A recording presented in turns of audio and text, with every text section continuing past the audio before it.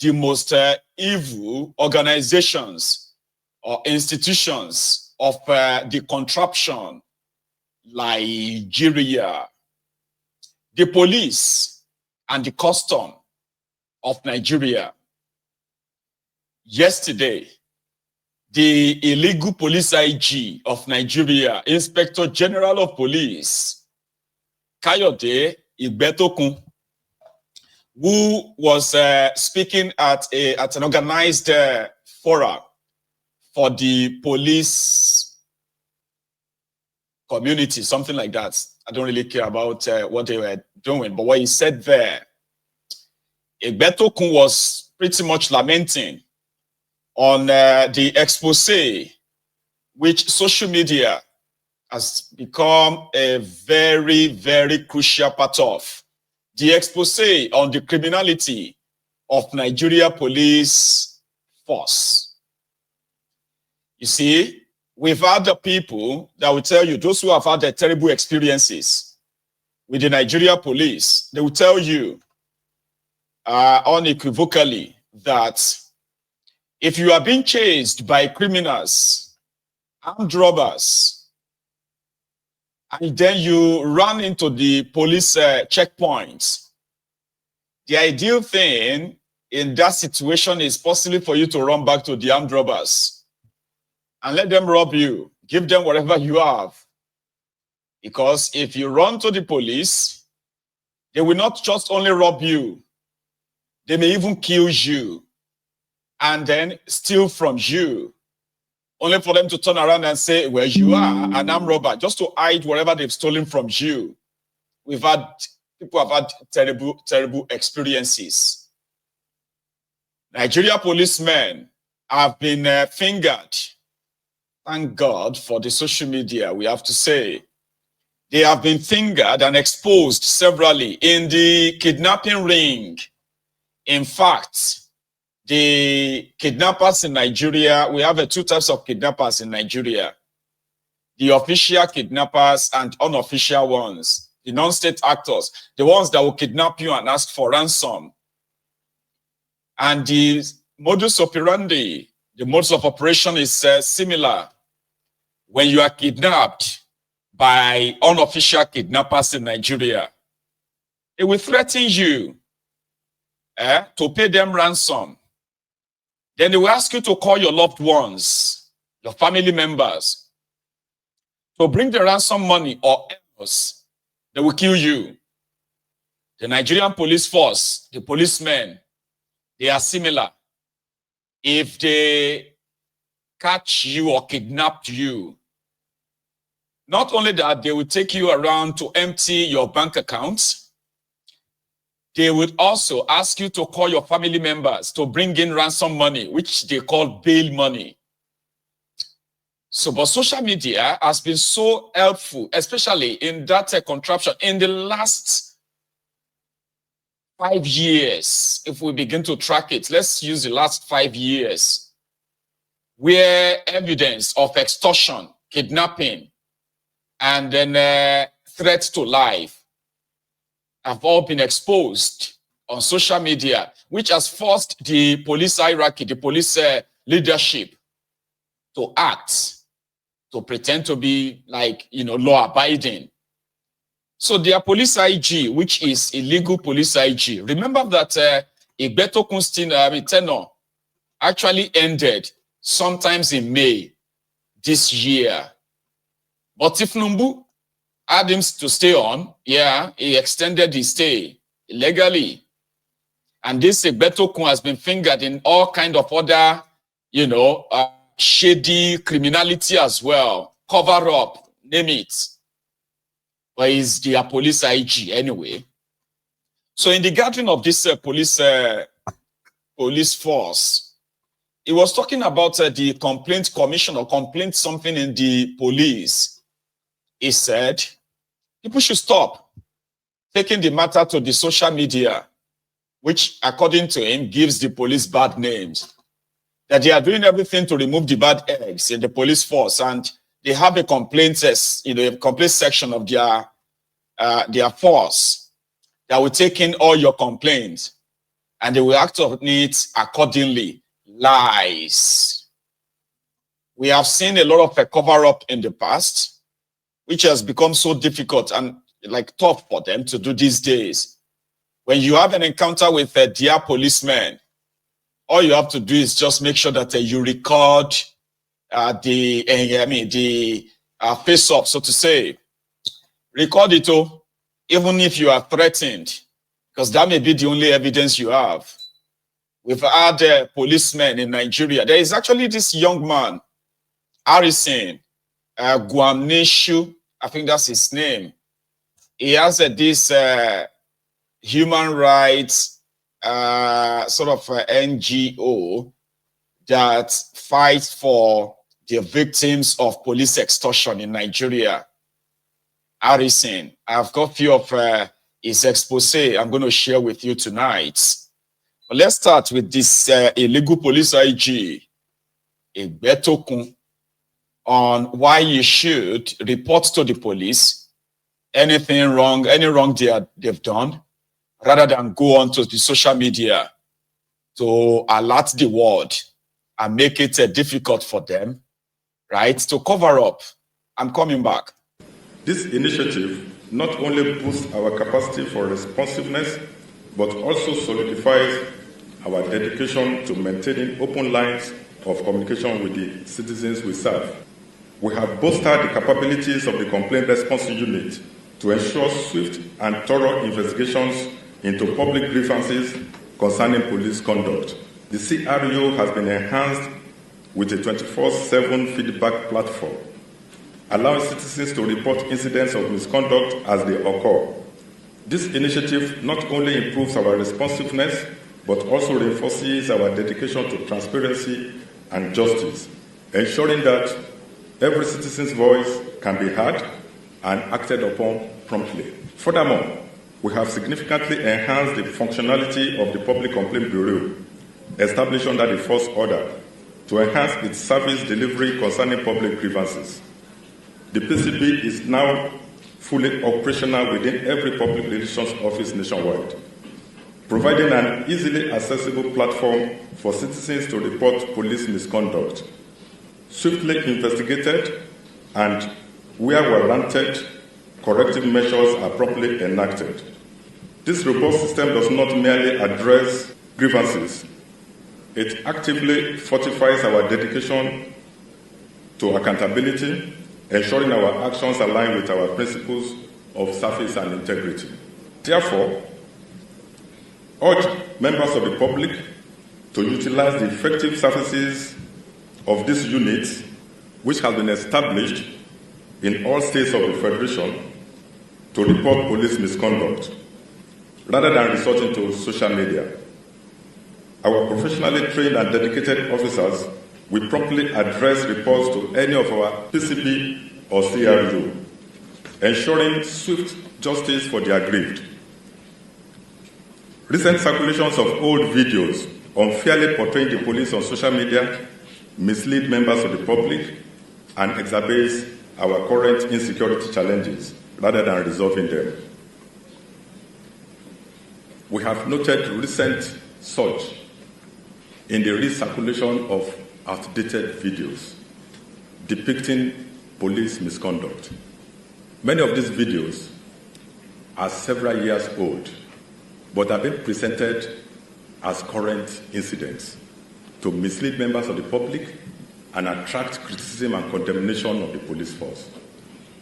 I urge members of the public to please verify the authentication and timeline of these videos before they share or recirculate. For convenient reporting, contact the Public Complaint Rapid Response Unit, PCRRU, via the following phone numbers. For calls, you can contact our Public Complaint Rapid Response Unit on these numbers: 080570 00001 or 080570 00002. For text message, You can contact our public complaint rapid response unit on 080-570-00003. We also have a Twitter account and email. The respective state PROs will circulate their relevant phone numbers for this purpose.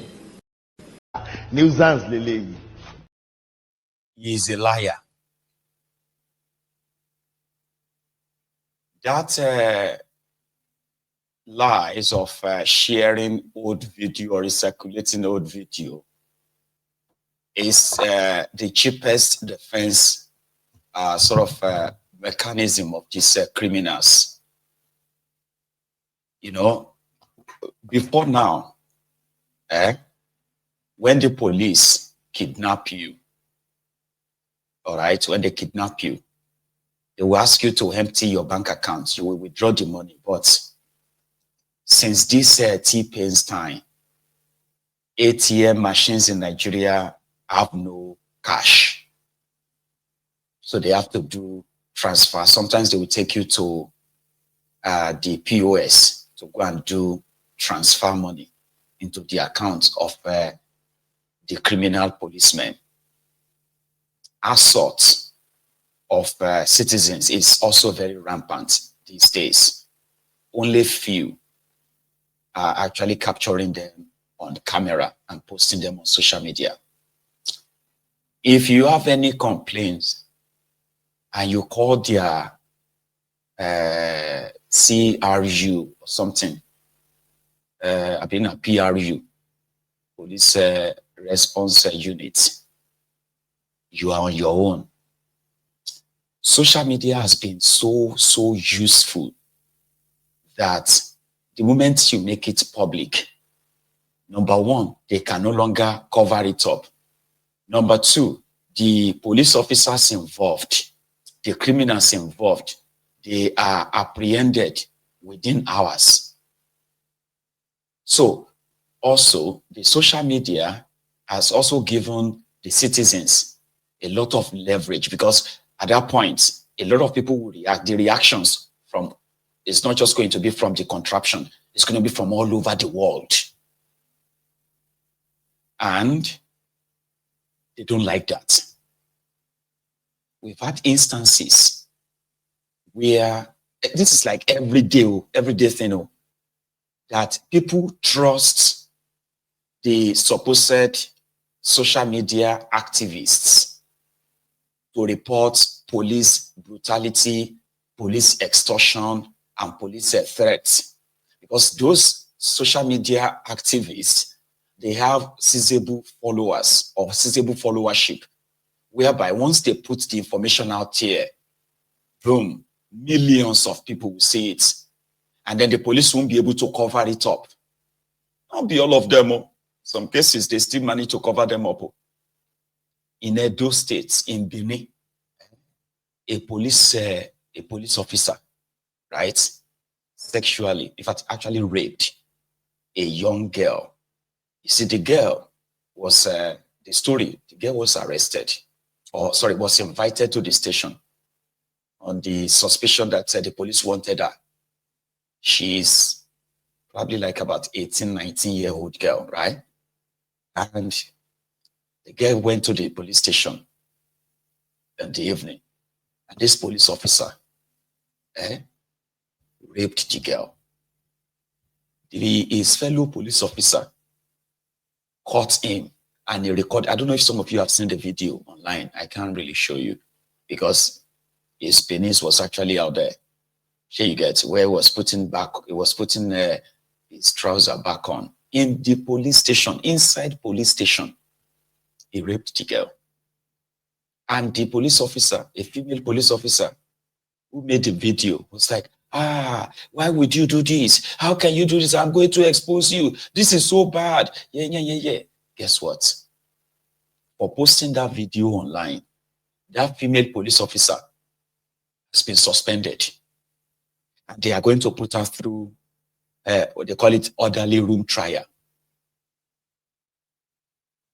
So people who have been victims of police extortion, they would rather speak to either put it out there themselves or just go ahead and speak to people who have a sizable followership on social media.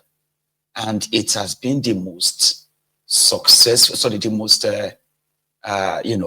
effective way of, at least to some extent, curbing the police brutality, police extortion, and then police criminality.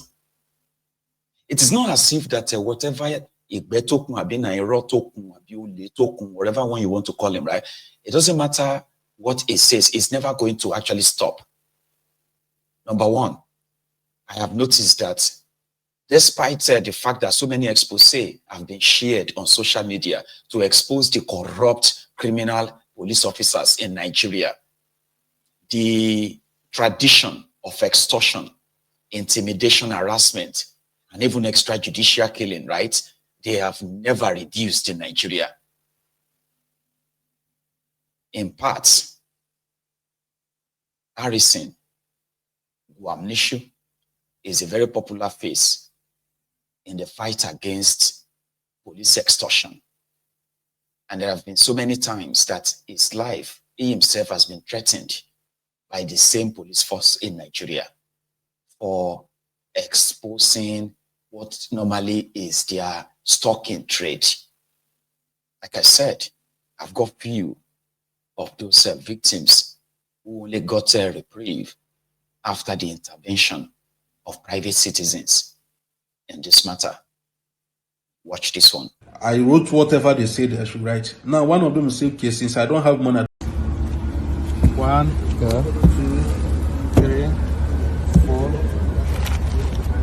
5, 6, 7, 8, 9, 10, 11, 12, 13, 14, 15, 16, 17, 18, 19, 20, 21, 22, 23. So total we have here is 10 million naira.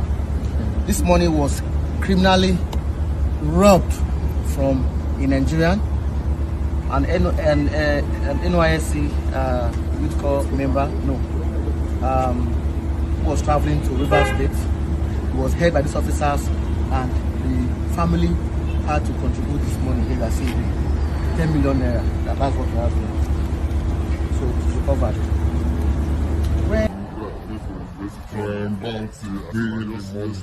My name is Harrison Wamnishu. We just left Unogwa, AIG Zone 16, Unogwa, Bayelsa State. All right. Some NYSC members traveling from Warri to Port Harcourt.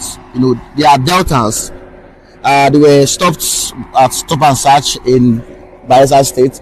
Some officers who are now identified as surveillance team of the AIG Zone 16, Bayelsa State, took their phones from them and searched them. They found nothing. They searched the car. They found nothing. So they asked them to a police to give them money for fuel. Because of the delay, they delayed them for almost 30 minutes. So the young man transferred 15,000 naira to the officer. This is the account he transferred the money to. And after he transferred this money to the officer, I think the officer holding his phone saw the debit alert on his phone dropped, and he saw that he has some huge amount of money in his account. So now they can't change them for him. Immediately he saw the debit alert on his phone, they dragged them into the car and took them away.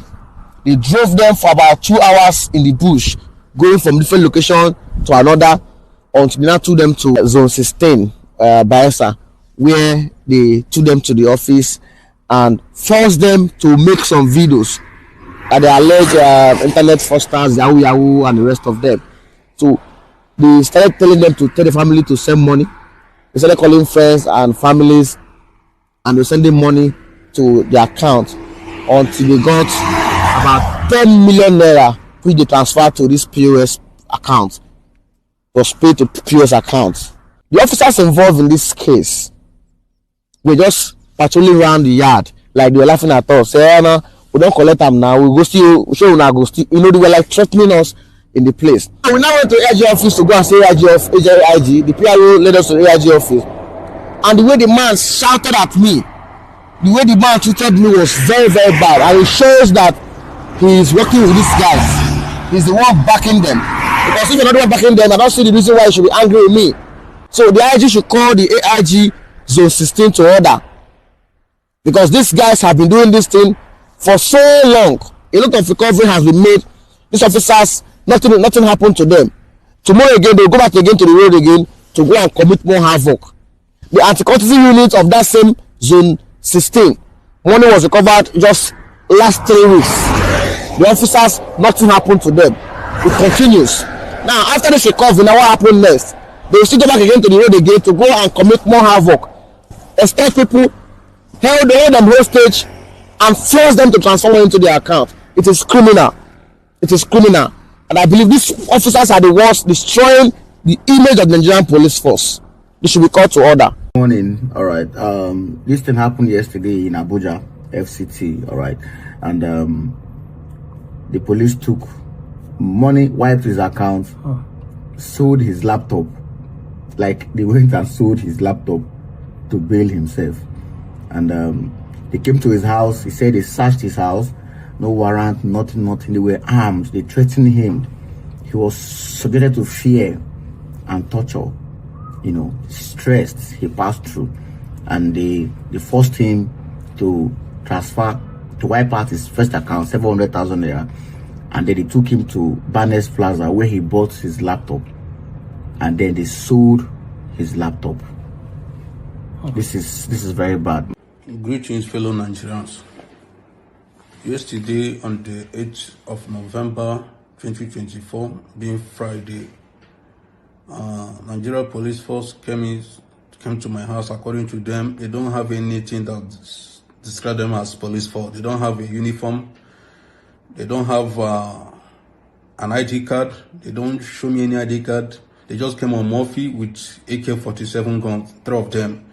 They came inside my house. When I opened my door, they said there was a report about me. I asked them what was the report. They said, first of all, they told me it was kidnapping and drug petition against me. I told them that I don't even take alcohol because I have ulcer. So I don't even smell good close at all, talk more of drugs. They say, okay, they want to search my house. They said, okay. I said, okay, no issue. Because I was already afraid because of the gun they were carrying. They searched my house, turn my house upside down, like destroy my house, turn everything upside down, search my kitchen, my cupboard, find nothing, absolutely nothing.